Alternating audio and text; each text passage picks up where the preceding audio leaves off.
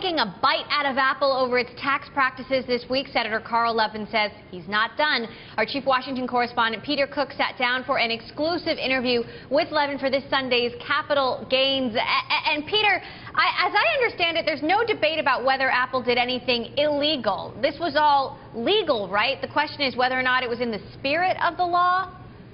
Well, that's right. Levin doesn't reach any specific conclusions on whether or not Apple violated the law, but nobody suggested during the course of the hearing this week that they did. But he says, as a legislator, that's for others to decide. But clearly, after his 18-month investigation, he believes Apple is not meeting the spirit of the law by parking so much profit overseas. Take a listen.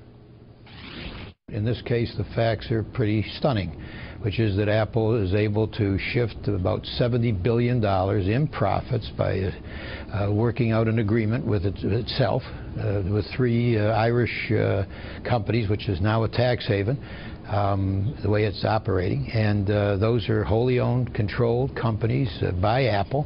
And those companies which didn't do anything in terms of creating the intellectual property, which are the crown jewels of Apple, nonetheless end up with the majority of the worldwide profits of Apple, and that means it's free of U.S. tax until it's repatriated. Are they any different, sir, than any other multinational company? Do you think Apple's doing something differently than those other firms? Unhappily, I think many of our, maybe most of our multinationals are doing the same thing.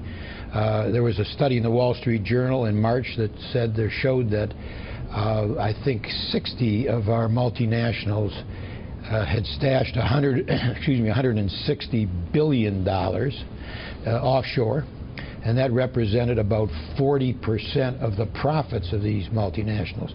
Now, if the profits are truly earned overseas, then you got a problem of when should they be taxed. But when it's just a shift with the stroke of a pen of intellectual property to yourself, to a tax haven, and when that intellectual property wasn't created in that tax haven, it was created right here with the support, by the way, of American taxpayer dollars, then you have a real problem of a loophole that needs to be closed. And as, of course, we heard on Tuesday, Tim Cook, the other Apple executives, challenging Levin's take on Apple's tax practices, saying, first of all, Apple pays all the taxes it owes, doesn't rely on tax gimmicks, and further that it meets the spirit of the law. And they got some support, Emily, as you recall, during the hearing. Senator Rand Paul of Kentucky suggesting the subcommittee owed Apple an apology for even dragging them in front of the committee in Washington.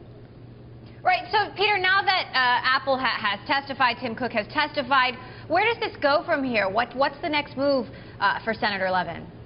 Well, I asked Levin, are you done here? Is this it? And he says no. He really wants to push bipartisan legislation to close these loopholes. He thinks this should happen before broader tax reform. Close these loopholes, use that revenue potentially to turn off sequestration. He believes there's bipartisan support for that, at least in the U.S. Senate. And, Emily, if he were to pursue that, that would be obviously a very big thing for companies like Apple, anyone who operates overseas, and it would be a big thing for the larger effort towards corporate tax reform. It may blow that effort up. So Tim Cook may not be getting his single-digit tax rate to bring money back to the U.S., right? Is that what you're saying? Not anytime soon, based on where things stand in Washington.